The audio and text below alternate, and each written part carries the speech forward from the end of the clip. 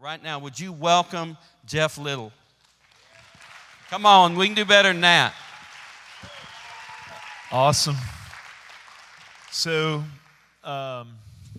Bobby asked me if I would, we're going to talk for just a minute, a little bit of leadership. So we're going to split this, and we got till 4:20. So we're going to split this up and talk for a minute on some principles of leadership, and then we're just going to talk practical nuts and bolts, because I've had several of you ask me, can you tell me a little bit more about your assimilation process, or some of you wanted to speak a little bit about small groups, or some of these just kind of mechanical things, but they're important. And so we're just going to break it up. First of all, again, thank you for the opportunity to be here with you guys and meet so many of you. And today's been an awesome day. I've been filled, not just coming to share with you, but thank you for those words, by the way. Those were very encouraging and very powerful, and so it was great just being here with you. I want to talk about something actually Bill said. We were standing out there. We just met, but we're neighbors. He lives right down the road from me, but we met here in Kansas City, which is interesting. But he said something that I thought was really true, and that's what I want to talk about for a second. Is he said that really going through this thing in ministry or transitions or whatever, the two main things is your attitude and your perspective, okay? So I want to talk a little bit about perspective. I want to talk about some things I've learned. Again, I've not arrived, but on my journey, offering to you, here's some ways of seeing things, and these are also things I found with our team, or when we'll coach pastors, they'll say, hey, here's some of the takeaways. Here's some areas where you help me see it just a little bit different. And so I just want to go through those for just 15, 20 minutes and go, here's some perspective changes that I've had where it was like, I thought I needed that, I thought I wanted that, but this is what I really needed. And so we can all think of moments like that. In fact, if you walk away from here with a couple of perspective changes in a key area, it can mean a great deal of difference in how you go back into wherever it is that you go. And here's what I found, okay? I found we're prone as leaders to self-deception. We just are. We think, well, this is awesome, this is going, we're not great a lot of times at honest evaluation. That's why we heard today we need some honest friends, we need some relationships, we need some way of getting some dashboards in our lives. I know this happened for me 10 years ago. As I said, I'll be 45 in September, so I was, 33 or 4 years old, and so one of the guys in our church, he was he cut hair, so he would cut hair for me, and so I'd go over, hang out with him. He'd cut my hair, not in a weird, he didn't wash my car and, do all my laundry or anything, so don't think it was that kind of thing, cut the bishop's hair. Anyway, he's just a nice guy who happened to cut hair, and so I'd go hang out with him, he'd cut my hair or whatever, and he started agreeing with something my wife was telling me, and my wife told me, she said, you have a comb over. And I said, I don't have a comb over, okay? I don't, and so my hair was starting to thin. I was just kind of, lowering the part a little bit and just sort of doing this with it a little bit, and so she said, you have a comb over. I said, I don't have a comb over. I'm fine. I'm doing good. Now, remember, I'm like 33, 34. It's a little early in the game, all right? And so I go get my hair cut. This guy, Eddie, he's on our team. He said, Pastor, I hate to tell you, but your hair is really, really looking thin, And so he took his iPhone and took a photo of the top of my head. And he goes, you got a problem. And I not long after that was at an event with some of our staff. I jumped in the swimming pool and I got out and I had one long strand of hair hanging. I'd just been circling that thing, you know what I'm saying? I'd just been putting that thing, just spraying it, just circling it up there. I had a comb over and I had a problem. I'm just telling y'all this. And some of y'all do too, but that's okay. That's a different message. But anyway, the first step to getting help is admit you have a problem, okay? And so my perspective of how bad my hair was thinning and how big a comb over I had was totally different from the truth. Until he took that iPhone and said, here's the facts, okay? And so it is in our lives, and as leaders, our perspective is so important because how we see it, come over or not, we influence everyone else by our perspective. And it's so important. I love this little passage of Scripture in Matthew. It's one of my favorites, just to be honest. It's one of my favorite things to talk about, think about, because really leadership in a lot of ways is helping people get a better perspective, you know? I mean, that's what we do as ministry leaders and pastors and coaches is we're trying to help people see things from God's perspective, really, is what our goal is. It says here that the eye is the lamp of the body in the book of Matthew, chapter 6, verse 22. This is the Sermon on the Mount, and Jesus has been talking about a whole lot of things in real life that he sees different than what we would normally see it. He's been talking about money specifically here. He's been talking about prayer. You guys know the deal. You're leaders, okay? I love this little tucked in thing where in the middle of how you're seeing prayer and how you're seeing money and how you're seeing all these aspects of life, Jesus says this, red letters right here, y'all. The eye is the lamp of the body, and if your eyes are healthy, your whole body will be full of light. But if your eyes are unhealthy, your whole body will be full of darkness. If then the light within you is darkness, how great is that darkness? Okay? And so we could put multiple applications to what Jesus is talking about here. But I would just like to sum it up with this. And we're talking ministry here. And I know some of y'all are volunteers and some of you are pastors. But we're talking ministry, okay? And here's what I like to think about a lot. You move towards your picture. That's just all there is to it. You move toward the picture that you see out there, okay? And that picture you have is the motivating thing. That's why vision is so powerful. That's why calling is so powerful. I shared with you my calling. I love to say it this way. This is an incredible calling and a terrible job. It's an incredible calling. But see, when you're called, I'm old school. When you're called by God, you're doing it for Jesus, right? And so it's the picture in your calling. It's the picture in your transition Bill talked about. It's that picture you're moving toward, okay? Y'all want me to be transparent with you and tell you my picture? Okay? As I said, I've been in phone companies, furniture stores. We just built this big old building and campus and all of that, and it's exciting, and we're about to add on the words that they gave. We are building again. We're adding 1,000 more seats, and we're doing this and doing that. And you, when I say it, you're like, well, you're not excited about that? Let me tell you, I'm excited about lost people finding Jesus, and I'm excited about people that become disciples of Jesus that make disciples. Wherever the brother is that was talking about making disciples, that's kind of like the Great Commission, not the Great Suggestion. Okay? And so, yes, I'm very excited about that. And I'm a preacher, so it's always cool when there's more people in the room when you preach or whatever. But I'll be honest, at my phase of the game, it doesn't really get me out of bed to have a few more hundred people listening to me preach on the weekend. I'll tell you what gets me out of bed every day. It's my picture. And here's my picture. We're going to build space. I mean, you got to have space to minister to people unless you do more. Maybe we need to do more house deals or something. I don't know. But for where we're at, they want more space, okay? Thank God for that. Space and different things we do. My picture, though, is that it's not to see how many people I can have come hear me preach. Otherwise, in my area, I'm going to have to eventually get maybe over to Texas Motor Speedway. How many of y'all have ever been to Dallas-Fort Worth? It has how many built? 230,000 or 250 if you get every person in the lawn out there, then there'd be 250,000, and I think about that. If that were my picture, to get 250,000 people to listen to me preach, if that were my picture, and some guys have that picture. Well, I always think, what would I say to those people, Today, I consider myself the luckiest preacher on the face of the earth. That illustration's not good for some of you that are younger. But anyway, here's one that I always think. Could everybody just give $4 or $5? But anyway, that's it. Anyway, that'd be a great message, to 250. You know what I'm saying? I mean, just $4 or $5. Come on, throw it in there,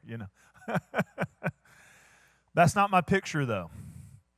My pictures that I've had since I was in my early 20s, it didn't start when I turned 40 or 35 or got older and more nostalgic. The picture I've had is that when I'm on my deathbed, my natural sons and daughters and my spiritual sons and daughters gather around me and say, we got it from here. That's my picture.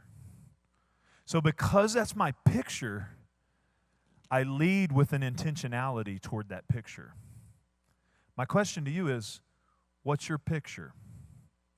What's your perspective? What are you leading towards? And that will influence how you lead. So I'm going to give you 5 things real quick, and we're just going to go through those. Then we'll get real church practical for a second. Some of you will take something from it. Others of you will be like, I got a different model. That's all cool. I'm going to just get real mechanical in a minute. Here's 5 things we need to look for in the things that we're all needing real quick. These are just areas where my team and friends have said, hey, this helped me see it a little different. The first one is promotion, okay? And so you're like, how do I go to this next level? How do I plant the church that I'm dreaming about? How do I get a raise? How do I move up? How do I, and we know biblically that promotion doesn't come from man, the east or west, it comes from God. But here's where I'd like to change your perspective a little bit, your picture, okay? Nothing wrong with wanting God to promote you in the kingdom. There's nothing wrong with moving from faith to faith and glory to glory. But here's what I would say. Think about your pride more than your platform. And really, I wrote this down a long time ago before JV preached today. But that's really what he told us in that, JV. That's really what you said. What you said was very simple. You better have some boundaries. And I'm saying to some of you younger pastors, I'm telling you, I'm concerned. I just am. I'm concerned. I asked a guy the other day that's a church planter. I love him. I support him. I said, what do you not get to do now that you're a senior pastor in ministry that you can't do that you could do before, because you have a lot of moral choices that I don't see a lot of difference between you as a pastor and someone else. And I'm not being harsh. I have a relationship with this guy. But I'm going to be honest with some of you younger folks. Your children, your spiritual children, it's not always, just because you can doesn't mean you should. Just because you can doesn't mean you should. And so thinking about pride, I had a prominent pastor tell me this about 3 years ago. And he said, I knew that guy was going to fall. Now, I'm going to tell you, when I see pastors fall, it's like, I heard it kind of in your voice, JV, it makes me sick. It hurts me. I don't even want to believe it, because I'm a believe the best about people kind of person. So I'm just like, that's not true. That's not true. The scuttle comes out. That's not true. That's not true. But I had a pastor that I really respect. He goes, I knew that guy was going to fall. I said, how'd you know? Are you a prophet? He said, pride. The Bible says pride goes before the fall. It always does. So watching our humility. I was coaching a young pastor the other day. He's about 34, blown up. Got the biggest building in his city and all of that. He and I were on the phone. And I said, who tells you no? Who tells you no? Who tells you don't buy that house? Who tells you think about how you're handling your financial affairs in the community? Who tells you just because you can buy that car, should you buy that car? Just because you can doesn't mean you should. Who tells you, hey, that's not wise. Hey, that's just not a good deal. Who tells you no? He told me, I didn't know I was supposed to have somebody tell me no.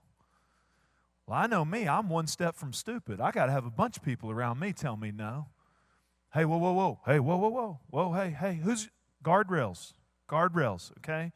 Here's the thing. If you'll steward what God's given you and be faithful with it, keep a good spirit. I love what Clint shared out there about being open, and I believe offense and hurt in ministry has stopped many people from doing great things for God.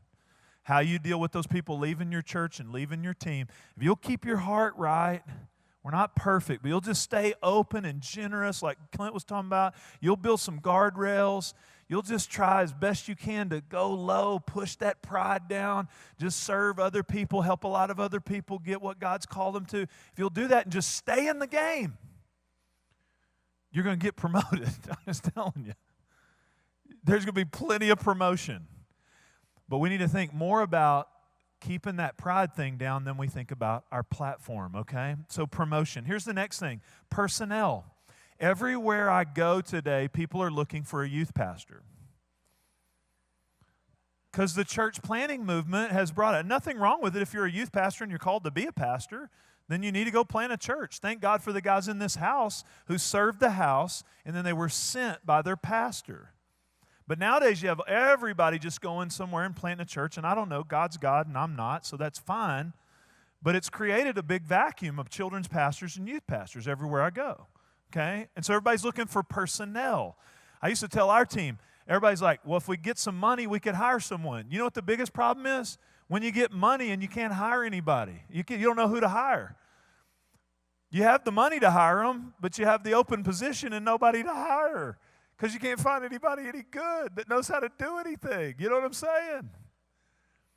And what has happened today is now you have all of the different, and again, I said it this morning, I'm not critical. God bless anybody that's trying to help the kingdom move down the field. But I'm going to tell you, here's a thought process. Here's my thought process.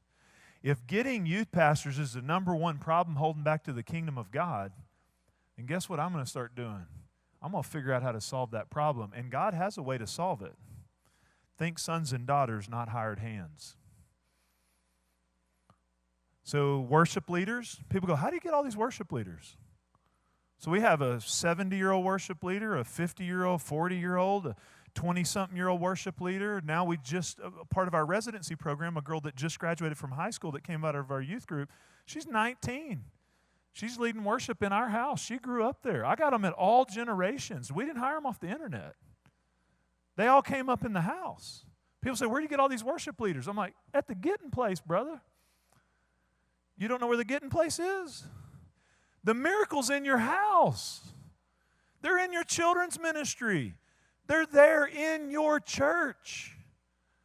If you hire hired hands, then you will end up having a hired hand culture, and you'll end up having struggles and frustrations. But I'm going to tell you, if you'll just start developing and pouring into the word that Wayne gave me, that is my heart. That's what gets me emotional. Being in there with our 41 interns, laying hands on them. Ministry residents that we have, the culture we have of young people. We'll have a next-gen weekend on Labor Day weekend. And it's not like we let them take up the offering and do whatever. I'm talking, they lead the weekend better than a lot of people older than them. I don't mean just like it's youth weekend, and we just kind of do it and let them. I'm talking about they got the goods. This next generation has the goods. We need to raise them up, empower them, and if you'll do that, you won't have any problem with personnel because the miracle's in your house, okay? Here's the next thing, productivity. Most of ministry leaders are like, how can I get some people producing some disciples? We need to produce. We need some fruit, man. I'm talking maybe to some of y'all are like, man, I'm kind of stalled out. I know. I want some fruit. I want some product. I want some productivity. Here's a thought. Just a perspective change. Think, show me, not tell me. Think, show me, not tell me. Okay, so the highest form of teaching is modeling. People come to our church and say, how do you have, all these people through the growth track?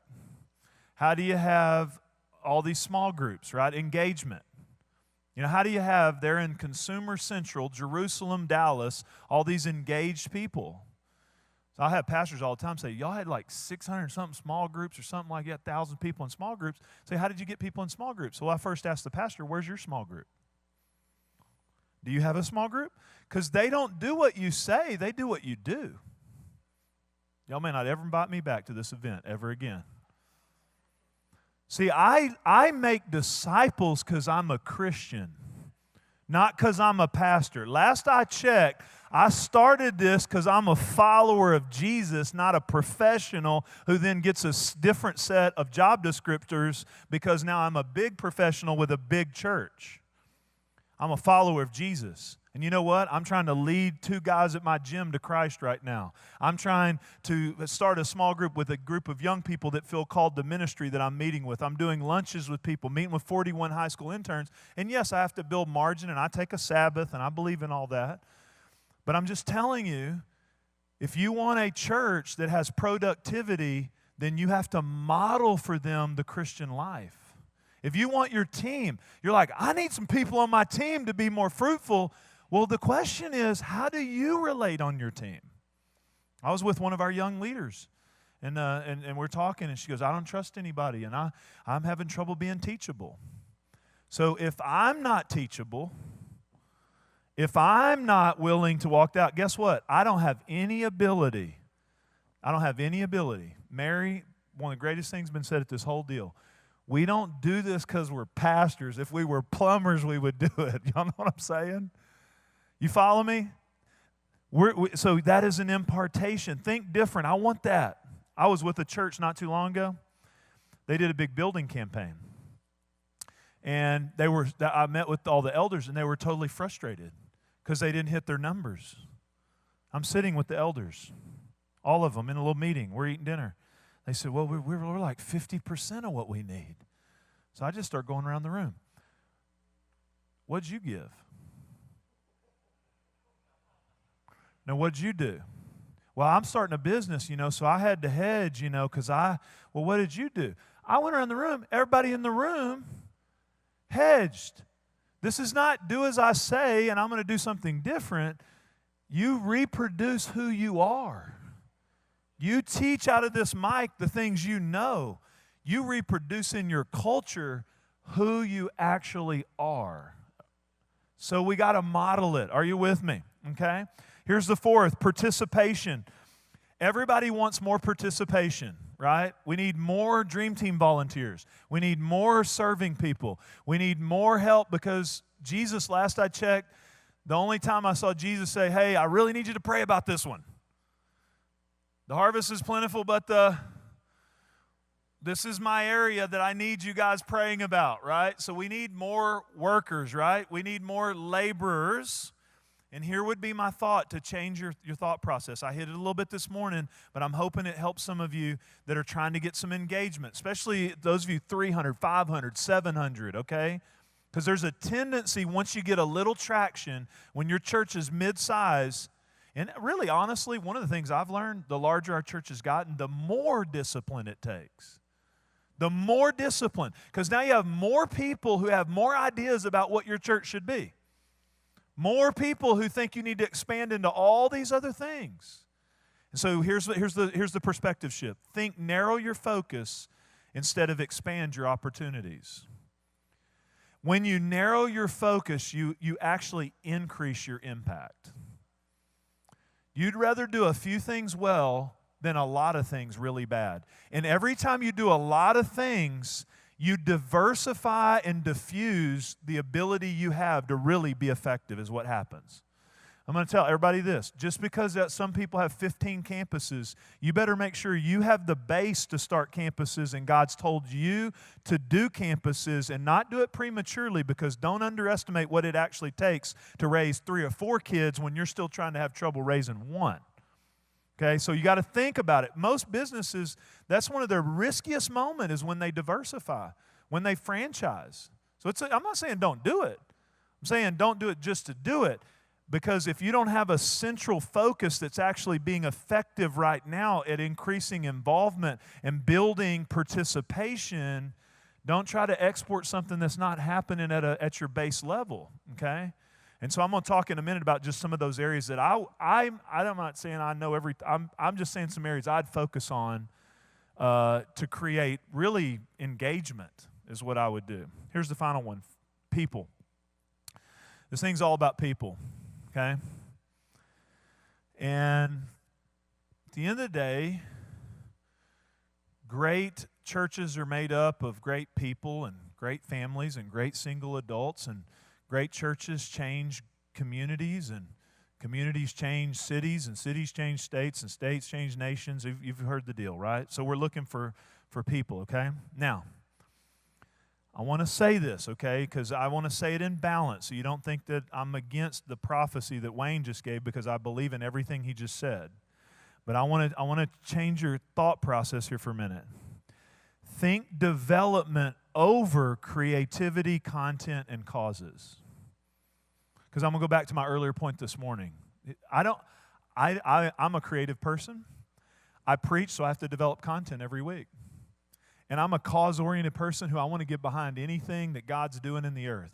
But I'm going to tell you this. the sustainability and the actual effectiveness of releasing something and doing something it's on the back of people and leaders. And so I would encourage, where we get caught up a little bit is we think first the creative, we think first the content, but at the end of the day, we're in the people business. So I would encourage you to think development first and then let those other things flow out of the development culture that you're building, okay? So I know I'm weird, but I was trained again in seminary. I was first of all trained I got a master's degree in seminary. I was not taught to relate to people. I still stand in the foyer and shake hands. They say you can't do that. They told me, stay away from the sheep, man. They bite. Now, I'm being serious now. Most pastors, especially pastors of big churches, like their Bible a whole lot more than they like people. But I'm going to tell you, we're in people business. This is about people.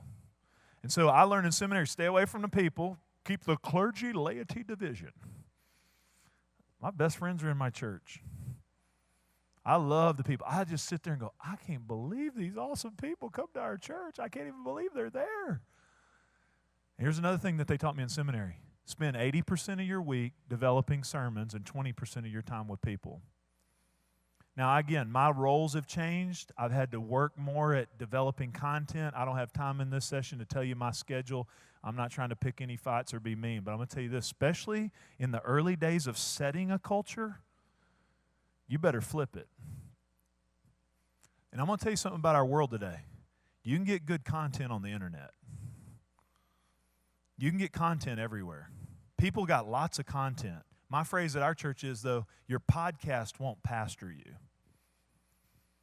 Your podcast won't pastor you. So what are people really looking for? And I don't have a problem with it. Get the content. But at the end of the day, they're looking for an environment that can help them become who God's called them to be.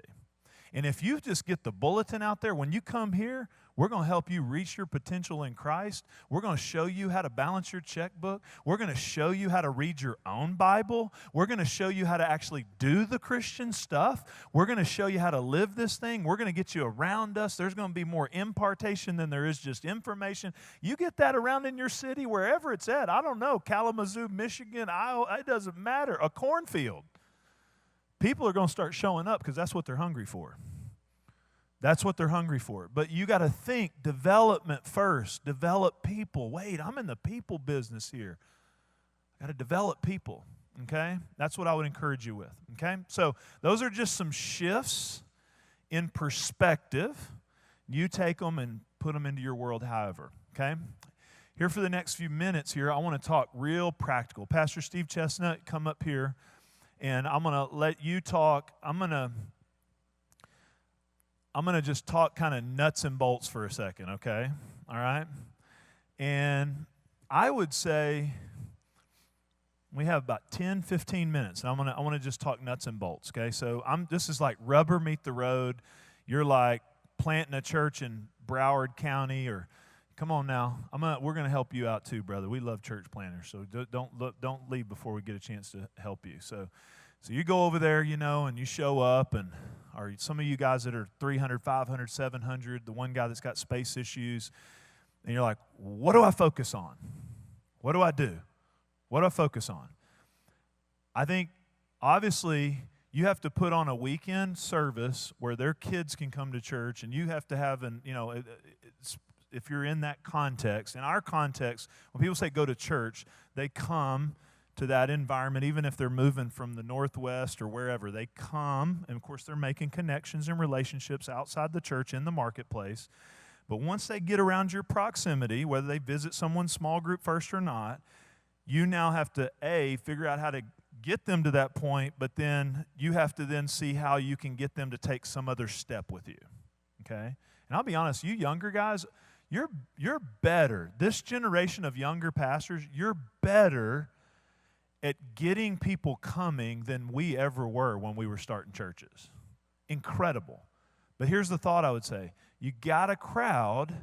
Now how are you going to turn it into a core? How are you going to turn it into a congregation? Okay? So we don't want just a mob. We want a church. Okay? So how does that work? And so Pastor Steve, he came to the first service. 600 people or so, 600, I don't know where we were, maybe less.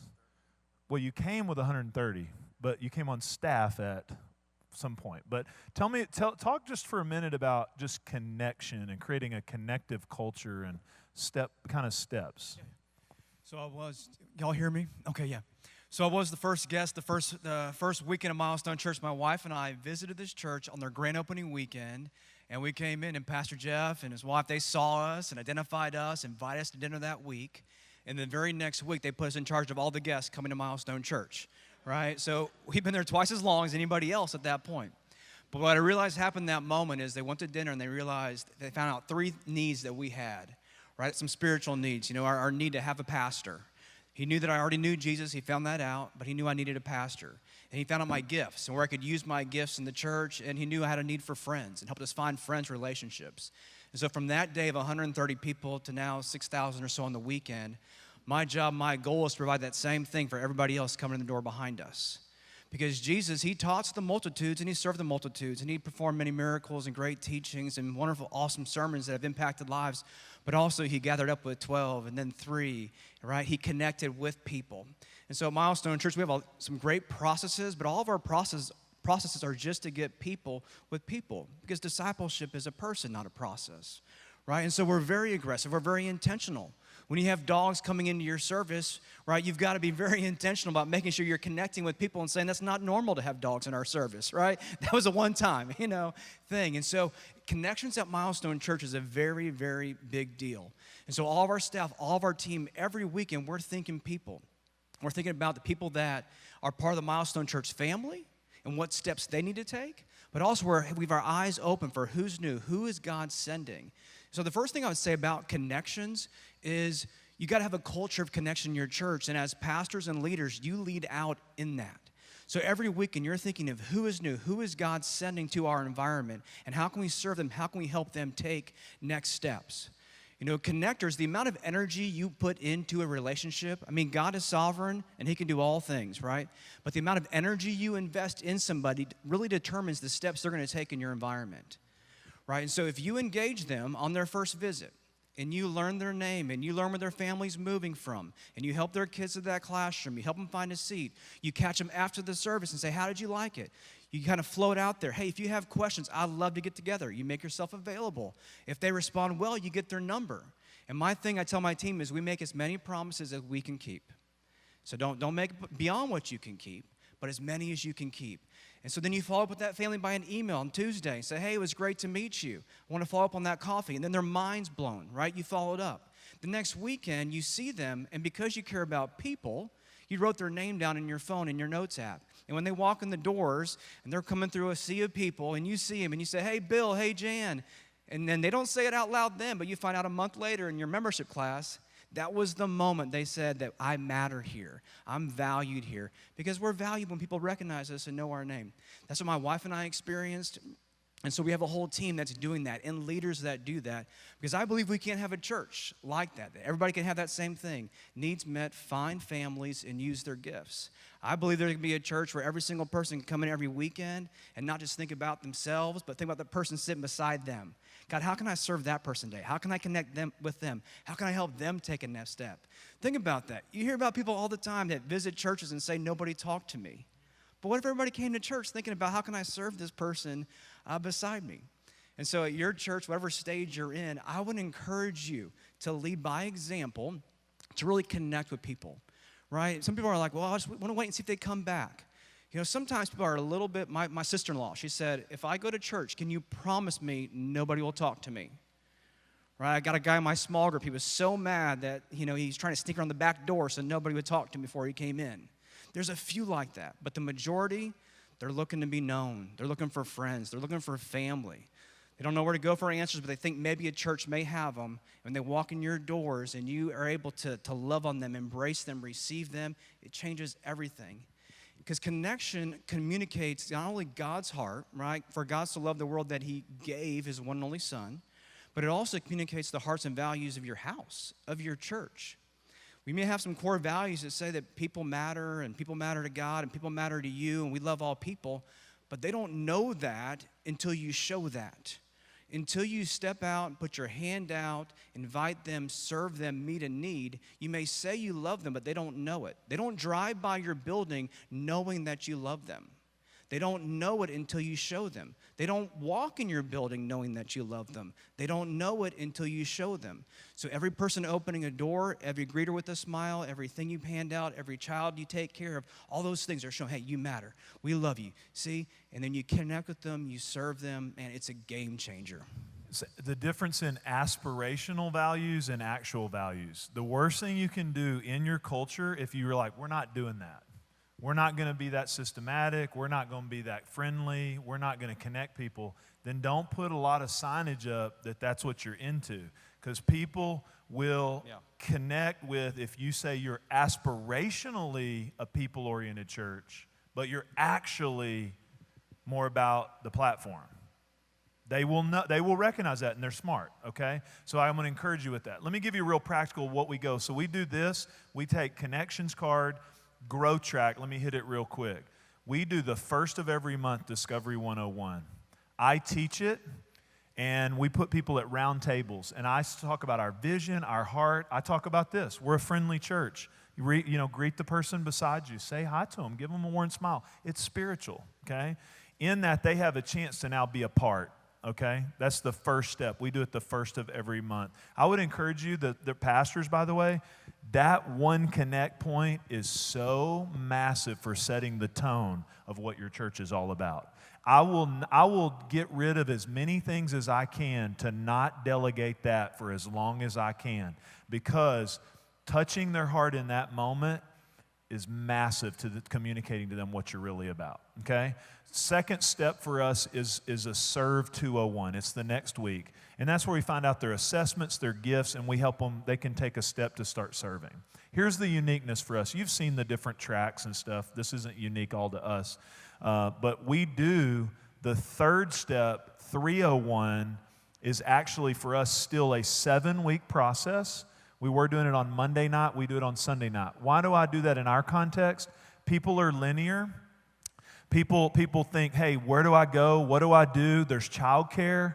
Small groups are real hard for families and stuff and homes and everything. The kids over here, unplugging the electrical outlets and getting shocked and, all of that. So we make it simple for them. You're wanting to reduce as many barriers as possible. By the way, we have small groups and we've grown that. But I will tell you this, if your church is mid-size, you're a long ways from having an exhaustive small group process. And the reason I'm into the Grow Track is you have a controlled atmosphere where you can set the tone of what they experience. In that small group, you don't know what they're doing most of the time, okay? We put them with people like them. And then they're sitting there going, my gosh, there's a bunch of empty nesters in this church. They don't know. We set up all that. We're relational brokers. And they get a 7-week experience that has 2 purposes. What's the culture here? We have our pastors come in and out. They teach for 30 minutes, and then they're in a small group. This is important. I alluded to it this morning. In that 7 weeks, most of those people stay in a small group. They go on. Why is this important? Do it how you want to, but I'm going to tell you, you have to find environments where you are intentionally putting your culture and DNA as an experiential mechanism in them. What do you value? And then they need to make friends. They're new. They want to connect. When you say, hey, we're having small group signups as the first step, that's so loose, and I'm going to tell you, your efficiency in that, I'm for small groups, but I'm going to tell you, the efficiency and effectiveness of that, it's hard to measure. This is an environment where you can see that happen. I always say it this way, too. We do 30 minutes of teaching and 30 minutes of small group. We started that years ago, and I'll tell you why. You want them to go do something, and you're modeling. So if all you ever do is teach them new information, and you go, when are you going to go do something? They say, well, all you've ever taught me to do is sit and listen to you. So we want to start that process immediately. Here's the final thing I'll say. If you're saying, okay, I'd do a service weekend, connect. I'd get a Grow Track that works so I can get them in the culture and having friends, okay? And the third thing is long-term. They need to be multiplying and having small groups. I'll tell you 2 things, and then I'm going to stop. Just 3 or 4 minutes here. 2 things on small groups. Number 1, in our culture, in our environment, it's a lot of families. So having small groups that specifically meet their life stage, we have some quote-unquote home groups. Nothing wrong with that, but those are harder to facilitate. You have child care issues, you have home, all of that. It's much harder to facilitate. And I'll take men, for instance. We now have women's development groups for the last few years that have really taken off. But way back in the early stages of our church, I realized we got to have the men get engaged, and we got to have some leaders. And thank God for the ladies too, but the men are a lot slower sometimes to get on board. And we thought, if we could just get 100 men that were bought in, we could make a big impact. And we did pancake breakfast, and we did car shows, and all kinds of stuff. And in our area, we realized they got plenty of content and plenty of men's meetings. We can't serve better pancakes than IHOP. But what we realize they all want is development. They want coaching. They want help. They want to know how to be married. They want to know how to be spiritual. And so we started what we call development groups, where we invite them into a 10-month process with us. And the base of leaders in our church came out of that. We've only had one public men's ministry, and we have hundreds of men in our church. People say, why don't we have men's ministry? Well, remember, discipleship is slow, tedious, and relatively unnoticed. But then people say, whoa, man, Milestone, where'd they come from? This big old building. I thought they were just hiding out behind Taco Casa. Hiding out behind Taco Casa, making disciples, not having events. And then you show up one day and there's all these leaders. Well, they're built in these small atmospheres. So I would encourage you to investigate your methods in that. And I'm going to say the final thing on small groups. I said it this morning, I'll hit it again. Campaign, when you use that word, I'm not just talking about building campaigns. I'm talking about leading your church through a concentric circle process that makes sense, where every person can have an opportunity to engage. And so that's where, like, the purpose-driven life or other content, or like Who Am I? Why we do that is again, we can build something that the pastors are doing, the leaders are doing, the ministry leaders are doing, and it builds this concentric circle. I'll say it one more time. You then are drawing from your fringe. Our fringe is bigger today than it's ever been. People come to church like twice a month. So you have to build initiatives. Do it however it works for you, but you need to build initiatives where you galvanize the whole church to where you build a sense of we're coming together. That's what I love about campaigns. We're about to do a capital campaign. And some guys say they don't like those or whatever, but they still meet with people and have to raise money. I like the process of capital campaigns because it brings clarity of vision and the whole church participates. Our last capital campaign, it wasn't about the dollars we raised. It was that we had 3,087 people participate. Some of you need to build buildings. You got two ways to do it. From the platform and just hope that a miracle happens, or bring your entire church through a process where it's an everyone church. And the reason I'm for that is you never would want to open up more space than you actually have the buy-in level of the heart of the people to actually pastor the new people that will come in that space. So he's never just building buildings, he's building us. So a lot of people, let me go back to the miracles in the house. I can't tell you how many pastors are like, I got to build a building. Where are we going to get the money? Can we send out, support letters? The miracle's in the house. It's in the house. But it has to be something that you do all together. And so those are just a few practical thoughts. Like I said, Steve and I, we could help you or talk through or just offer whatever we have. And it's been a joy being with you. We're right here at the end of our time. I'm going to turn it over to Bobby. What is your son-in-law's name, Clint? What's your name back here? Zach. I was telling Clint, we were sitting there, and the first thing I said was funny. I told Clint, I said, it's not probably good to have, family working for you. This young man should probably come work for me, because, you work for your father-in-law and stuff, wouldn't be God. He said that wasn't the Holy Spirit, that was a demonic spirit. And then I said, I think I have a word for him. And then these guys prophesied over you, and so it was a confirmation of what I was feeling for you, and I think that you are a complex individual with multiple facets and talents, and everything they said, deep feeling, but you also are kind of Renaissance in the sense that you have multiple interests and you understand how things work. And I couldn't agree more that God's going to use you as a catalyst.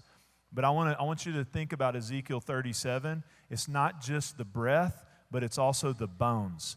And God will bring the breath, but most of the time the breath comes and it can't be extended to a maximum amount of people because you don't have someone who understands the bones. The bones and the breath, the wine and the wineskin. And when I saw you, I watching your gifting, being here today, I want you to know God's going to bring the breath through you, but lean into the development of a generation of leaders that can carry things in a healthy way so that the breath has the bones as well.